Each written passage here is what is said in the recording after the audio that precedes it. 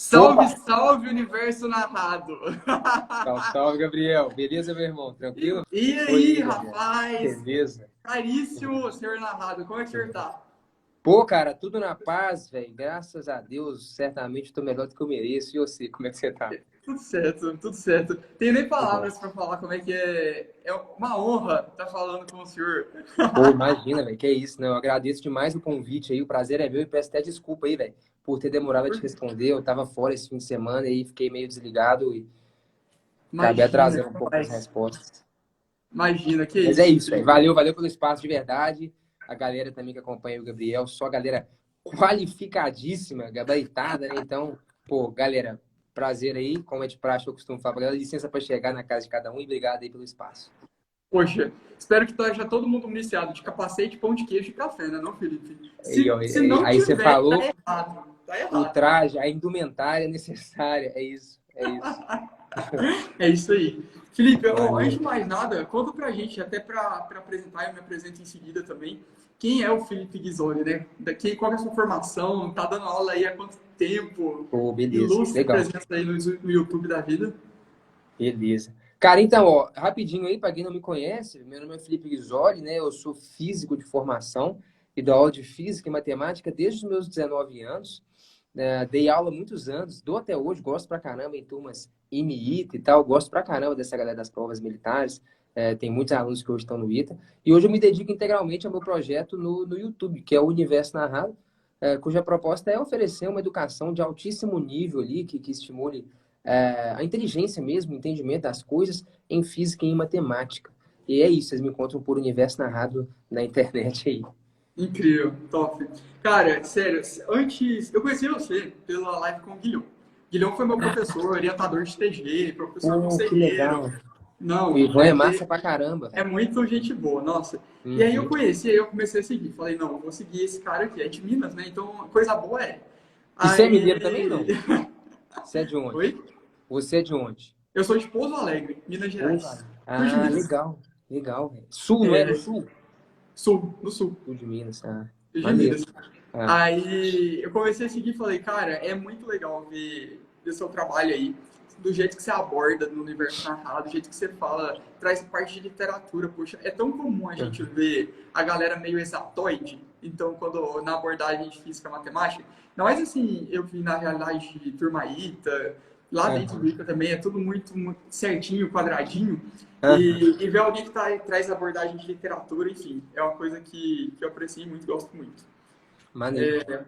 Então, e para quem está chegando do Ghisoli, galera, eu sou o Gabriel de Paula, formei no ITA ano passado, em Engenharia Aeroespacial.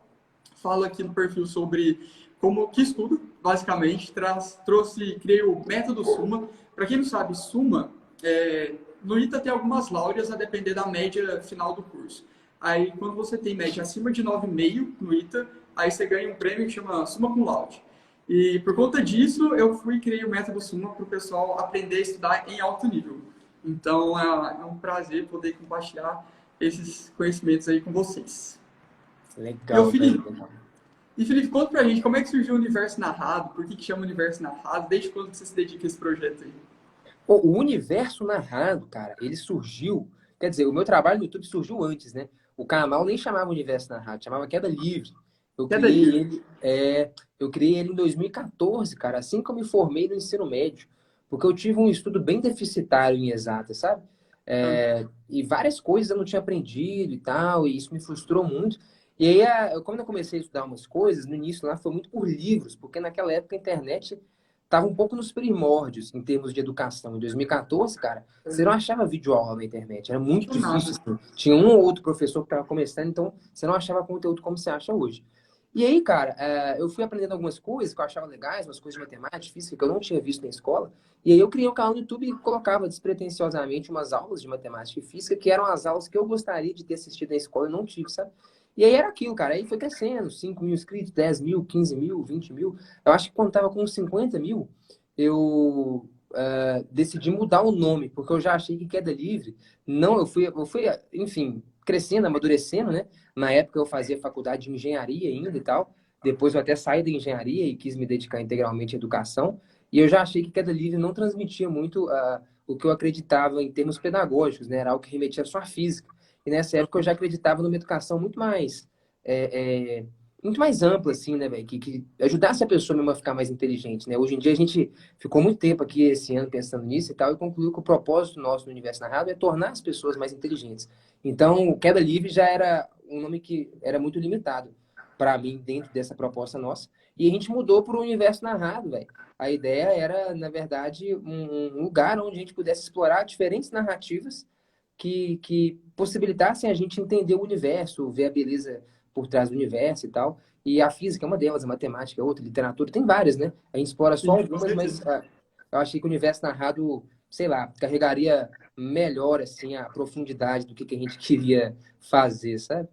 Ah, com certeza. Ainda mais quando você fala, né? Você traz muito nos seus vídeos também, que eu acompanho, falando que matemática é linguagem, né? Então, acho que quando você começou a lançar o Desvendando a Matemática, você falava Uhum. muito sobre isso, né? Que, poxa, muita gente tem dificuldade em matemática porque não entendeu a linguagem, o jeito de se comunicar. E é É, engraçado que, para alguém que chama universo narrado, você narrar o universo, tipo, narrar os fenômenos, narrar as contas, narrar tudo isso de linguagens diferentes, traduz muito não. bem isso. Sou fã. Não, Mas, mas isso é muito verdade, cara. A matemática, pô, você que é engenheiro do ITA sabe mais do que ninguém, ela é uma linguagem. E eu demorei muitos anos para sacar isso.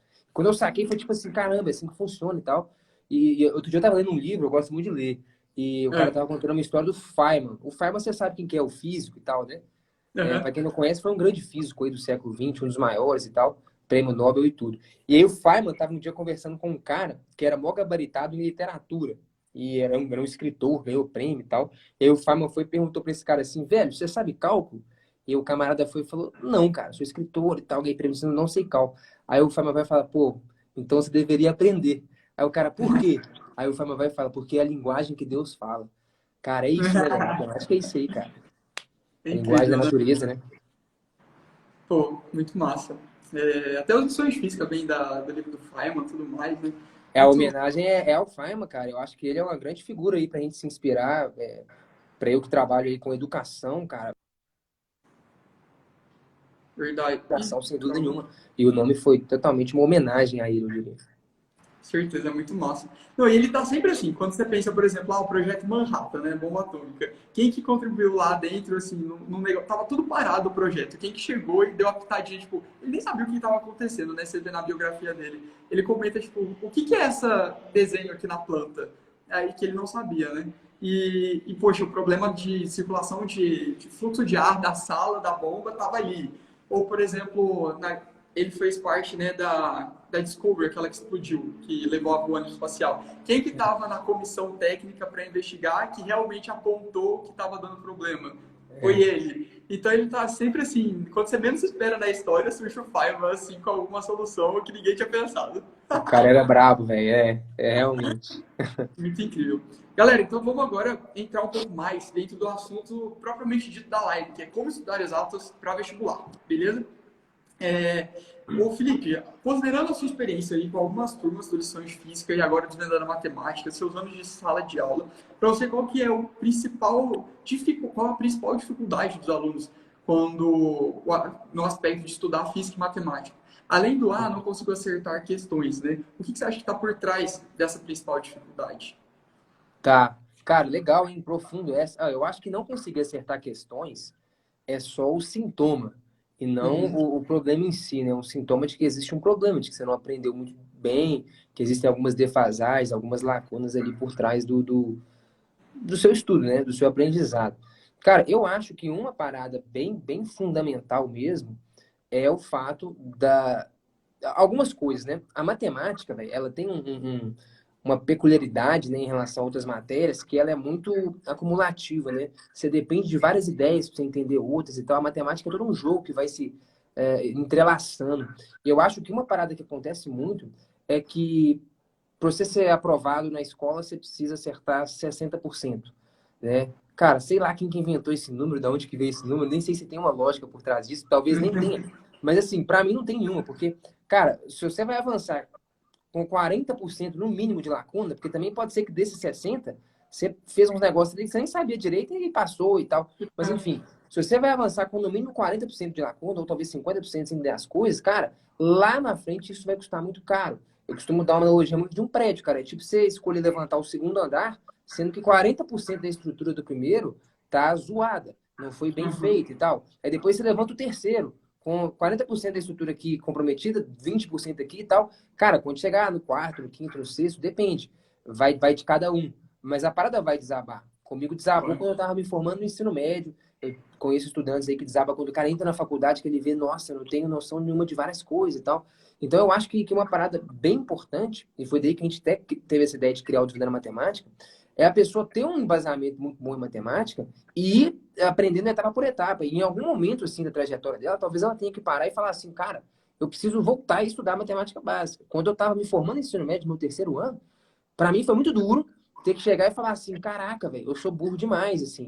Eu não tô sabendo matemática básica, assim. Porque eu tentei fazer, por exemplo, a prova do ITA, e eu lembro que eu peguei, na época, era 30 questões, 20 fechadas e 10 abertas. E eu consegui Uhum. fazer, tipo, 1,5. Eu falei, pô, bicho, eu sou um jumento, velho. Eu tô me formando em ensino médio, existe uma prova feita para alunos do ensino médio, e eu consigo fazer uma questão de 30, uma, duas. E eu fiquei muito mal. Só que eu percebi que eu não conseguia fazer as coisas difíceis do ITA, mas, na verdade, eu não sabia fazer várias coisas muito mais básicas. Tipo, somar frações, manipular equações simples, tipo, várias coisas eu não sabia como funcionava. E eu lembro que eu fiquei tristão, muito mal nessa época, assim, tipo, cara, foi quase uma crise existencial de falar, velho, eu só estudo e eu não sei isso, velho. Eu sirvo pra quê? Eu não sirvo pra nada. Só que aí precisou de eu engolir um pouco o orgulho e falar, cara, eu vou voltar e vou estudar umas palavras básicas, porque isso não vai. Isso vai me impossibilitar de avançar. Eu não sei como eu tive essa sacada, mas na hora eu saquei que era lá atrás. E eu gastei um tempo estudando muito bem como é que a matemática funcionava, como é que era a estrutura da álgebra, como que as coisas fundamentavam, não só reproduzindo, memorizando várias coisas, mas realmente entendendo como que a parada funcionava. E em questão de meses, velho, eu já avancei muito, assim, de ter aquela base, o filme tá, não, agora vem o segundo andar, depois vem o terceiro, vem o quarto, e aí, cara, a construção vai em massa, né? Depois que o alicerce tá bem firme, você vai em massa. Então, eu diria que uma dificuldade muito grande, cara, é como o sistema funciona, que possibilita a pessoa ir avançando com várias lacunas, que ela nem sabe quais são, e em algum momento ela está totalmente perdida, não consegue avançar, sem nem saber identificar quais são as lacunas que estão comprometendo a estrutura. Por isso que a importância do embasamento muito bom em matemática é fundamental, cara. Acho que eu falei demais aí, mas é mais ou menos isso que eu acho. Não, mas transmitir muito bem isso, cara. Eu acredito super nisso também. O pessoal vai só sendo empurrado, né? Vai levando para frente, empurrando com a barriga. E muito também por conta da maturidade das pessoas, né? Muitas vezes a pessoa não entende o propósito de tudo aquilo, que é só garantir o mínimo. Aquela coisa, né? Se a média é 6, 6,1 é orgulho. É, Então, quer fazer o mínimo, a cultura, né? De fazer é. o mínimo. E aí, combater isso acaba sendo bem mais difícil até do que qualquer outra coisa. E tem E um aí, detalhe também, Gabriel, eu queria até te indagar contar isso, o que que você acha disso? Tem um detalhe que é o seguinte, cara, a nota, para mim, não necessariamente ela representa, de fato, o seu aprendizado. Para mim, não existe uma relação de proporcionalidade direta entre nota e aprendizado. Eu digo isso porque na época da escola, cara, várias vezes eu tirei 9 em física, às vezes 10 em física e matemática, e depois, lá na frente, eu fui perceber que eu não tinha aprendido aquilo de fato. Uma coisa é você estudar para uma prova e tirar uma boa nota nela. Outra coisa é você uhum, realmente ter aprendido, né? São coisas, hoje em dia até eu digo que são coisas bem diferentes. Estudar para fazer uma prova e estudar para aprender e dominar aquilo. E eu ser um cara que se graduou aí com mais de 95% de aproveitamento, não sei o que você acha, mas para mim é bem diferente também tirar uma nota boa e a métrica objetiva de medir o conhecimento, velho. O nossa, que que você muito acha? massa. Ninguém me perguntou isso até hoje, você acredita? Todo É, mundo que chega aqui só fala assim, não, beleza, 95%, bora lá. E quando eu criei o método, na divisão de módulos do método em si, foi muito engraçado que mais metade do método é só sobre coisas que estão além do próprio estudo. Quando a gente pensa em nota alta, é porque assim, né? Tem um limite, um limiar, em que nota você consegue ter a nota mesmo sem ter o conhecimento, né? Então, por exemplo, quando a gente pensa numa prova de ensino médio, ok. Quando a gente pensa em determinados vestibulares que não são tão aprofundados, ok. Mesmo em faculdade de engenharia, né? Quando engenheiro termina a faculdade, tem o diploma de engenheiro e nem sabe direito fazer uma integral decente, sabe? pô, a Sabe colocar maioria, em cara, eu acho que a Wolfram. maioria, eu conheço vários caras que me procuram hoje, tá no cálculo 3, 4 e fala, velho, eu não entendi o básico, não sei como é que eu vim parar aqui e É, tal. não tem noção de limite, sabe? Então, É. do limite por definição. Então, muita coisa vai sendo atropelada, sabe?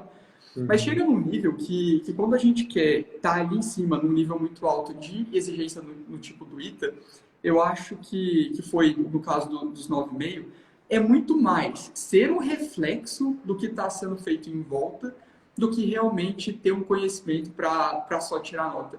Porque, assim, ir numa prova e tirar 9,5, ok. Ir na outra prova e tirar 10, beleza. O problema é fazer isso todas as provas. Quando a gente 5 pensa anos, né? então, por exemplo, a gente tinha lá, eles têm ainda, né? Agora eu tô com diploma, não quero nem, sou só vida boa. Mas, então são, tipo, 7 matérias por semestre. Cada matéria são, no mínimo, 3 provas, né? P1, P2 e exame, que é obrigatório. Então, olha só, são 21 provas por semestre. Multiplica isso em 5 anos ou 10 semestres. Então, assim, você fazer isso na média acaba sendo muito mais uma preocupação com o entorno em que a nota é só um resultado. Envolve, por exemplo, e é o que eu sempre bato uma martelo aqui, sabe? Ter, por exemplo, um bom direcionamento para atividade física, você não ignorar o seu corpo. Costumo brincar que a gente tem o nosso estudo e a gente tem os nossos resultados. O que está aqui no meio é o nosso corpo. E é igual uma Aham. máquina térmica, ela tem um eta de eficiência. Se essa eficiência for baixa, você vai ter pouco acerto, independentemente de quanto você estuda ali no começo, de quantas horas você está se dedicando, de como é seu preparo. Legal. Então, esse é um aspecto, né? O aspecto emocional. Poxa, quanto do emocional as pessoas acabam negligenciando, pensando que o vestibular é tudo, pensando que o estudo ali é só chegar e fazer uma questão. Não, poxa, tem muito em volta, sabe? A cabeça que faz prova é a mesma cabeça que tem dificuldade financeira, no caso de muitas famílias, é a mesma cabeça que está presenciando a separação dos pais, é a mesma cabeça que está ali tendo, sei lá, as crises de relacionamento amoroso da adolescência, entendeu? E quando junta tudo isso, pode ser que a nota seja o menor dos problemas dele, entendeu? Então, Aham. se a pessoa não se atenta a tudo isso que está em volta, poxa, é um tiro no próprio pé. Acabei também exagerando, né, Felipe? Você Não, perguntou não, mais é isso mesmo, cara. verdade. Legal. É bom saber, porque aqui eu falo isso direto também, cara. No Instagram, abertamente, no canal, pro pessoal até que entra nos nossos cursos, velho. É, pra gente aqui, a nota ela é só uma consequência. A frase disso Exato. é: a nota é uma consequência. Ela é uma consequência de você ter feito um estudo maduro, com profundidade, sério e tal. Porque eu acho que dá para você mirar na nota e tirar uma boa nota sem ter tido um aprendizado. Repetir isso 200 vezes, como você falou, me parece muito mais improvável mesmo. Mas numa nota específica, é fácil você mirar na nota, tirar a nota e errar o principal, que é o conhecimento. Agora, se você mirar no conhecimento, cara, aí não tem erro. Aí você consegue Você tirar a consegue nota. replicar esse resultado. Exatamente. Então ela se torna muito mais uma consequência, um efeito colateral, né, de um estudo bem feito, maduro e tal, do que a busca em si, né? O que é difícil assim para a gente, porque a gente é muito educado a estudar para tirar uma boa nota e tal, e não saca a não correlação que às vezes existe, né, entre nota e conhecimento e tal. Então isso é bem legal, cara, saber que nem sempre a nota está sendo uma métrica objetiva do conhecimento, né? Mas se você tem conhecimento, isso acaba se refletindo na nota. Mas a nota Exato. nem sempre, né, vai e não volta a parada, né? É isso. É verdade. E no geral a gente é muito imediatista também, né, o Felipe? No sentido de, poxa, a gente quer ver o resultado ali, agora, para ontem, né? Então, por É, exemplo, poxa, eu não sei como que é isso dentro dos seus alunos aí nas suas turmas, mas, poxa, entrei hoje no método, eu quero ver meus resultados, quero ver eu gabaritando ali física, poxa. E é muito mais um trabalho de médio e longo prazo, né? O próprio é, vestibular é um trabalho de médio e longo prazo. é um Quantas pessoas investimento, né? poxa, quantas pessoas ficam lá anos no cursinho para conseguir consolidar tudo aquilo que elas não viram antes, com calma, para ver num ano só? Acaba sendo uma demanda meio surreal, né, em alguns casos. Sim. Não, sem dúvida, é isso mesmo, cara. Tem que ter paciência, é um trabalho de médio e longo prazo, assim. Não é uma parada que você vê um resultado em uma semana, um mês, não. A paciência também, certamente, é uma ferramenta imprescindível aí, para quem está estudando. Verdade. Aí aqui no meu roteirinho tinha até colocado por que apenas decorar fórmulas é ineficiente, né? Cara, eu já vi tanto vídeo seu zoando as fórmulas. Não, porque agora eu sei o sorvetão, o Eu vou dar voador até um tempo, todo. velho. Eu vou dar até um tempo que eu tô macetando muito. Mas assim, eu insisto muito nisso, velho, no discurso, porque é mais uma provocação, velho, na galera. Porque, olha só, não sei você, cara, eu estudei desse jeito. Na minha escola era sempre assim, cara. O professor passava uma fórmula e alguma frase, alguma música, alguma parada mnemônica pra você memorizar. E, cara, é muito fácil memorizar. Pô, você a frase, eu sei quase todas as frases até hoje. Não porque eu fiz esforço para memorizar, mas porque a ideia é isso, é ser um jeito natural de memorizar. E memorizava, e não fazia a menor ideia, velho, do que aquilo significava, assim, ó. Tinha maior dificuldade de aplicar, porque você não tinha um entendimento daquilo. Você fez a parte mais fácil e também a mais idiota, que é só memorizar, cara. E aí, Uhum. assim, chegou um momento no meu terceiro ano, quando eu amadureci um pouco, que eu me irritava, velho, quando o professor fazia isso, porque eu sentia que ele estava insultando a minha inteligência. Porque, de algum jeito, é isso, cara, pô, você não dá conta. Eu vou te falar aqui, vou te dar um jeito mais, vou mastigar pra você digerir, porque você não dá conta de mastigar, seu dente vai quebrar. Era meio que isso, velho. E assim, aquilo de algum jeito me ofendia, velho. E depois eu fui perceber, cara, que depois que eu virei professor e trocando ideia em salas de professor com outros professores e tal, eu percebi que era mesmo ofensivo. Que muitos professores faziam aquilo porque, de fato, eles achavam que o aluno não ia dar conta de entender. Pô, a galera não consegue acompanhar, a galera não tem a manha, a galera é muito fraca, você tem que fazer assim. E quando eu comecei a dar aula, eu comecei a dar aula muito novo, cara, com 19 anos. Então, eu trocava muita ideia com professores mais experientes para ver como eles faziam. Eu chegava e falava, velho, quero dar uma aula assim, o que que você acha? E o cara, não, velho, você tá doido, que demonstrar isso aqui, arranca fora, ninguém sai, a galera vai viajar nessa hora, ninguém vai dar conta. Eu, como assim? Então, tipo assim, eu percebia que de fato existia um caráter ofensivo em ensinar daquele jeito, porque era mesmo um ensino que partia do pressuposto de que o aluno não ia dar conta de compreender. E eu me recusava a fazer isso. Falava, cara, eu não vou insultar a inteligência do aluno. Se o aluno quer se achar burro, ele que se acha que vai estudar de outro jeito. Mas comigo, eu vou respeitar a sua inteligência. Não que você precise saber tudo, mas, cara, eu vou assumir que você tem capacidade cognitiva de processar coisas, de pensar e tal. Não vou fazer de outro jeito. Então, eu sinto, cara, e me incomoda muito nas formas, são duas coisas. Primeiro, que eu acho que não funciona, velho. Você faz a parte mais fácil, que é só memorizar. Mas o conhecimento não está nisso. O conhecimento está em entender tudo que está por trás, o que a equação quer dizer, de onde que ela veio, o que ela transmite, né? Eu costumo falar que a equação, cara, ela é só uma informação criptografada em linguagem matemática. Você saber Uhum. extrair aquela informação que é o inteligente, né? Do difícil. E é ali que está o conhecimento.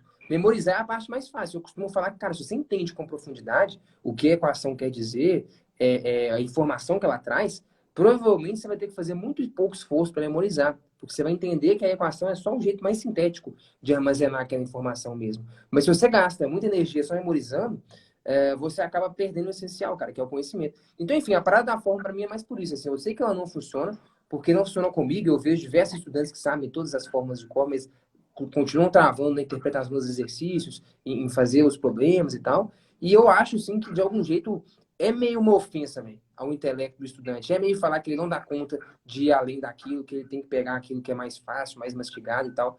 Então, por isso que eu sou meio chato nisso, mas eu falei comigo, eu vou dar um tempo de falar disso, que eu tô batendo demais nessa tecla. A galera tá falando que eu tô muito repetitivo. Mas é mais ou menos isso, cara. É o que eu acho, sabe? Não, mas é super isso, e tem que ser mesmo, poxa, tem que falar, porque tá toda hora chegando gente vítima dessa mentalidade, né? No geral, ô, Felipe, eu acho que isso é outro sintoma. Dentro da realidade do ITA, de quem quer prestar ITA, que é normalmente que o pessoal chega e vem perguntando muito pra mim, é assim, poxa, com quanto tempo eu preciso estudar para ser aprovado no ITA? Quantas questões eu preciso fazer para poder dominar o assunto do ITA ou qualquer coisa assim, federal? Ah, quero passar em medicina. O que eu preciso? As pessoas querem receita o tempo todo, né? E É. a fórmula traduz muito isso, porque a fórmula te dá uma receitinha. A Uhum. questão toda é, tipo, as receitas não vão satisfazer sempre os problemas, né?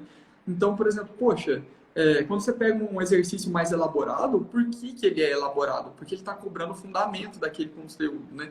Ou então ele está tentando relacionar dois conceitos diferentes. Você pega, por exemplo, uma prova de segunda fase do IME, que é considerada uma de matemática, né? Que é considerada uma das mais difíceis do país. O que pega ali? Poxa, num problema só, eles conseguem colocar hidrostática, dinâmica, lentes, óptica geométrica. Então, assim, eles carregam de intertextualidade, né? Uma Uhum. intertextualidade entre assuntos. E quando a pessoa não tem essa maturidade para poder enxergar como que as coisas são definidas para além das fórmulas, ela fica refém desse tipo de problema. Ela fica refém do não consigo aplicar, não consigo combinar. Ah, se na equação é x, eu não posso trocar por y, porque é sempre x.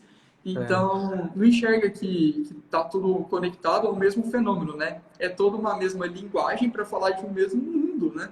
Então, É. tipo assim, poxa, eu tenho que ter uma noção do que está acontecendo na vida prática para quando eu aplicar aquela fórmula, ela traduzir aquele fenômeno, né? Não é uma coisa que Exato, está cara. escrita ao papel. Ela está falando do que acontece com a gente. Quando você falando, né, de só fórmula, porque é mais fácil e ignorando a capacidade do aluno, Foi muito isso quando eu fui aprender capacitor, acredita? Era tipo, Q igual a CU. Beleza. Então, fechou. E depois, não teve uma dedução, não teve um porquê, não teve sabe, uma inter-relação, É sabe? só um E negócio que aí, é jogado ali e você fala, beleza, jogado. vamos pra cima aí com esse Foi, negócio aí, né, cara? apareceu o capacitor, eu só posso aplicar esse negócio. E É, aí você pensa assim, poxa, capacitor nem existe. Aí você para por um minuto para refletir nisso, você fala, tudo tem um capacitor dentro, sabe? Tipo, se não fossem os capacitores, a gente não teria metade dos eletrodomésticos, dos eletrônicos que a gente tem hoje, poxa. E é muito tirar o brilho de todas essas coisas, sabe? É deixar de enxergar quanta coisa boa a gente tem ao nosso redor, só porque na oportunidade que a gente teve de descobrir essas coisas, elas foram reduzidas à parte menos interessante, sabe? é. Cara, legal, assim, né? Eu acho que é exatamente esse o ponto, velho. Decorar as formas te limita muito. Você vai conseguir resolver um probleminha ou outro, mas, cara, você não vai ter capacidade de abstrair, de raciocinar, de fazer uma coisa mais difícil, você vai ficar extremamente limitado. Isso vai te trazer diversas dificuldades. Agora, entender com profundidade a coisa te dá muita autonomia, velho, muita liberdade de fazer coisas mais difíceis, te dá um entendimento mais profundo, que eu acho que é o que faz total diferença quando a pessoa, às vezes, vai fazer um concurso, um vestibular que é disputado, é concorrido, cara. A sua diferença é essa, cara. Você consegue abstrair muito mais do que a média, você tem um entendimento muito mais profundo, você consegue fazer coisas muito maiores do que só o que tá ali, né? Então, eu acho que Claro. tem uma diferença animal nisso aí, né? E é como eu gosto de fazer as coisas enquanto professor, enquanto educador, cara. Boa, aí sim. Galera, estamos indo para a terceira parte da nossa live, que é a parte de dicas práticas, toda a parte bem prática mesmo. Felipe, na sua opinião, tem uma quantidade fixa de questões a serem feitas por dia? Tem muita gente que fala, né? Qual que é a meta? Não, eu quero. Aí a pessoa sempre vem com um pedigree do vestibular que ela quer prestar. Eu quero passar em medicina. Quantas questões eu tenho que resolver por dia? Ah, eu Aham. quero engenharia na UFSCar, não sei o quê. Quantas questões eu tenho que fazer por dia? Existe isso para você, Felipe? Cara, eu acho que, assim, um número não, assim, provavelmente, assim, a resposta seria, cara, muitas. Suficiente aí para você ficar bem treinado e confortável. Mas quanto que é isso? Ah, depende de cada um, cara. Eu lembro quando eu estudava, tinha assunto que eu fazia, eu sacava, cara, sabe como é que funciona? Bicho, fazia uma listinha de 10, 15 exercícios, não, beleza, já entendi, tá tudo igual, vambora. Agora, tinha assunto, velho, que às vezes você fazia 40 questões, velho, e falava assim, cara, putz, acho que talvez precise de um pouco mais, tem umas coisas que eu não tive a manha. Vai muito de uma maturidade, velho. E isso é muito difícil, velho. Que o estudante tem que desenvolver de julgar a si mesmo. Teve uma vez que um aluno, até nas lições de física, ele chegou e falou assim: ô Guizoli, eu entrei aqui e tal, eu já vi o módulo de. Eu já estudei MRU, MRUV e leis de Newton na minha escola. Eu posso pular esses módulos então no seu curso? Aí eu cheguei para ele e falei: bicho, só você pode responder isso. Só você pode dizer. Você viu na escola, beleza, mas isso não quer dizer nada. Se você entende, tem um domínio amplo daquilo, a ponto de falar, não, eu já domino, não preciso mais gastar tempo com isso, beleza, bola pra frente. Ou não, não domino, tenho lacunas, preciso ver de novo. Cara, não tem como eu responder isso por você. A única pessoa que pode realmente dar essa resposta é você. Então, exige uma maturidade que o estudante tem que desenvolver para julgar a si próprio, para ele conseguir falar, não, aqui eu tenho a manha, eu tô bem, não, aqui eu preciso de treinar mais. Então, esse número, ele flutua muito até de assunto para assunto, cara. Um estudante, o Gabriel, vai precisar fazer bem mais exercícios de leis de Newton do que o Felipe. O Felipe vai precisar fazer mais exercícios de capacitores. Ou o contrário, já que eu sei que é ruim em capacitores. Mas, enfim, é isso, cara. Varia de assunto para assunto, de estudante para estudante, é o que eu acho. Boa. Você falou um negócio importante, né? Que é saber se ouvir, saber se conhecer, né? Tipo, poxa, qual é o seu ponto A? Se você quer chegar no ponto B, você precisa saber de onde que você tá saindo, né? Então, tipo, como que eu tô nesse rolê aqui? Como é que eu tô bem, tô mal, tô precisando, não tô? E assim, Aham. a galera pergunta a quantidade de questões, mas poxa, de que questões eu tô falando? Eu tô falando uma questão de embasamento, uma questão de revisão, que é definição de conteúdo, tô falando de uma questão que envolve vários outros assuntos, né? Então, tipo, tem que Aham. ter um conhecimento, uma maturidade de si e do assunto, né? Para enxergar, enfim, para posicionar ele. Mas é isso aí, então concordo Justo, não, é 100%. isso. O número é bem individual e depende da maturidade da pessoa mesmo. Tipo de questão, Uhum. concordo, cara. Não Top. existe uma resposta única, universal para isso aí, não. Boa. Outra coisa, uma coisa que sempre me perguntam é quando que eu troco de assunto? Por exemplo, tô lá estudando física, beleza. Comecei a óptica geométrica. Ah, tô estudando lentes convergentes, beleza. quando que chegou a hora de parar de estudar lente convergente, por exemplo, ir para lente divergente, enfim, quando que eu coloco um ponto final naquele assunto e passo para o próximo? Pô, legal, cara. Ó, eu acho que assim, cara, você coloca um ponto final quando você viu a teoria toda, certificou que você entendeu que tá tudo claro, assim, não tem nada esquisito, e conseguiu fazer uma quantidade significativa de exercícios acertando, identificando o seu erro e tal. Essa quantidade significativa varia muito. O que eu recomendo é que você siga, talvez, cara, alguma referência. Exemplo, lá no Lições de Física. O aluno tem que confiar na gente, velho. Porque tem assunto que tem uma lista de exercícios de 15 exercícios. Porque eu sei que aquele assunto, cara, 15 é o suficiente, assim. Se a pessoa fez e entendeu, é o suficiente. Tem módulo, velho, que tem lista de 40 exercícios, porque é um assunto mais extenso, mais importante, a pessoa tem que entender melhor. Então, assim, talvez valha a pena você estar seguindo ali algum curso, algum livro, alguma coisa, algum sistema em que você confia, que você fala, velho, aqui a galera vai me entregar a quantidade certa. E aí, quando você tiver ali acertado 80, 90% daquela quantidade de exercícios, beleza, cara, não, eu tô entendendo, entende seus erros e tal, e aí você avança. Então, para mim, é ver a teoria toda, fazer uma quantidade legal de exercícios acertando, identificando o erro, e essa quantidade, como a gente conversou, ela não é mágica, né? Ela varia. Então, você pega ali, velho, um material que você confia, um curso, um livro e tal, e segue naquilo, velho. E se você sentir que você tá, sempre rola, né? Você sentir que, cara, não tô legal, preciso de mais, cara, busca outras listas para fazer mais, para treinar e tal, até se sentir confiante. Mas eu acho que o mais importante, que eu acho que é difícil pra caramba, velho, repetindo aquilo que eu falei, é o estudante conseguir desenvolver essa maturidade de julgar a si mesmo com segurança. De falar, Uhum. bater o martelo e falar, bicho, é isso, eu tenho a mãe disso aqui, eu não preciso voltar. Esse menino que eu falei, do Lições de Física, que ele É. me perguntou se ele podia pular os modos, e eu falei, cara, só você pode responder. O que ele me falou? Ele falou, então eu vou voltar e assistir. Mas por quê?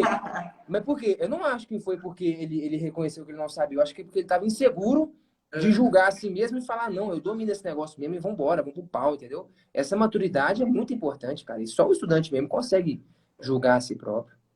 Acho que quando eu penso um pouco nisso também, eu penso sempre que, no geral, a gente é inseguro por definição, né? É muito difícil a gente assumir que a gente está pronto para passar para frente.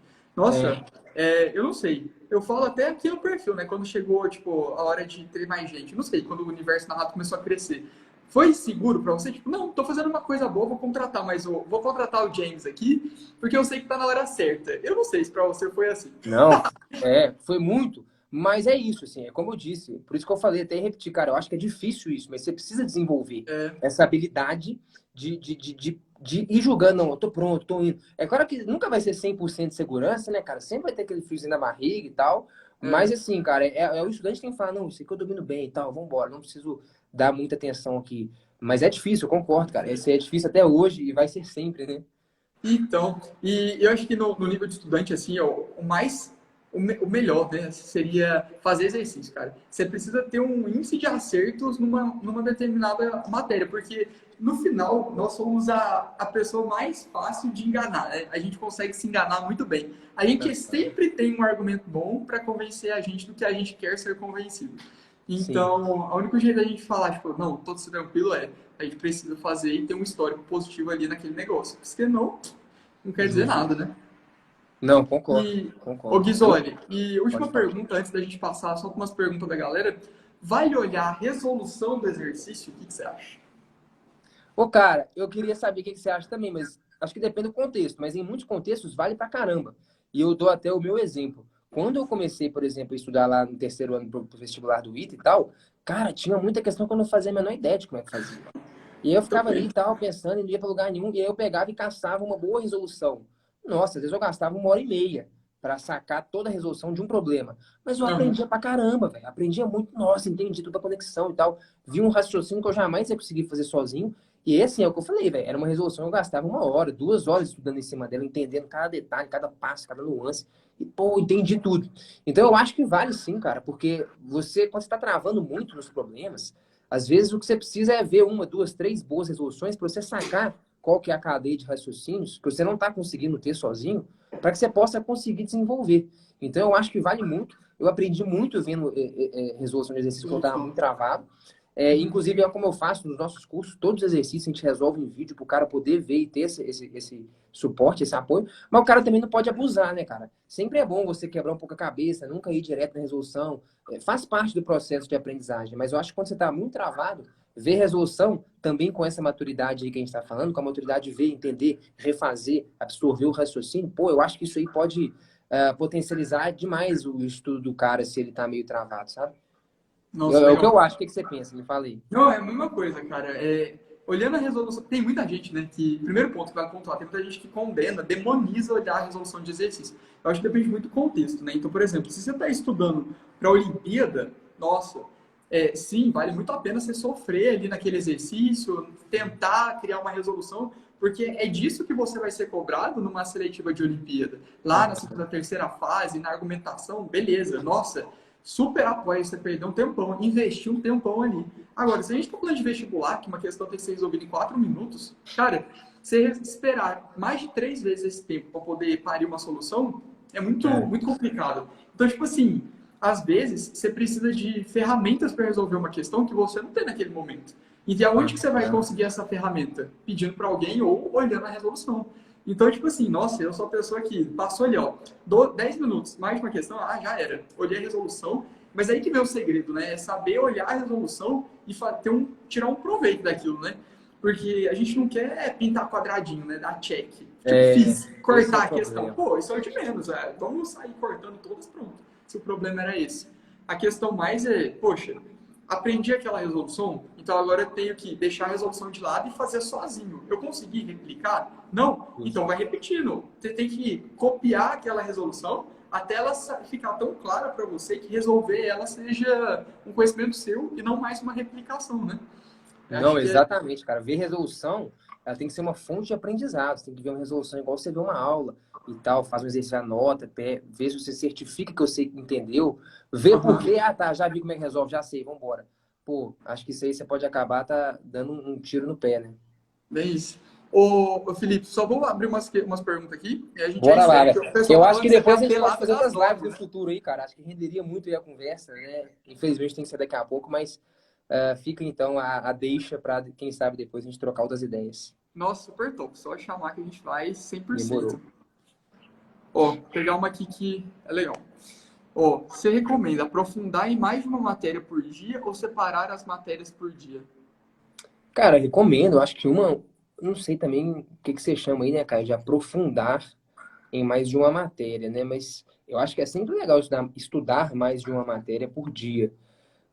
Ficar o dia inteiro estudando só física ou só matemática não me parece muito produtivo, não. É, Mas é isso, eu só não sei o que que você está chamando especificamente de aprofundar em mais de uma matéria, mas estudar, com certeza, cara. Estude mais de uma, sem dúvida. Assim, dificilmente você vai ter um rendimento legal ficando 8 horas por dia estudando matemática. olha isso. Essa aqui, Guizoli, para você. Na física, é melhor dominar cinemática toda para avançar na matéria? Pô, legal essa. Eu acho que assim, bicho, tem uma ordem legal de você estudar coisa na física, velho. Eu costumo fazer uma analogia com a galera que é igual uma série. Você não começa uma série, velho, pelo 15º episódio, né, velho? Senão você perdeu boa parte da história. Então, assim, a mecânica, ela tem uma parte muito importante, assim. Existem algumas partes da física que você pode estudar mais isoladamente, tipo, sei lá, ótica, às vezes ondas e tal. Mas, assim, você dominar bem a cinemática, as leis de Newton, a dinâmica, né, velho? Como é que se dá o movimento, o que que causa o movimento, dinâmica, energia é um negócio que vai ser usado em várias áreas da física. Até mesmo em ondas vai usar um pouco o conceito de cinemática. Quando você for para MHS, o tempo inteiro vai estar falando de energia, velocidade, aceleração.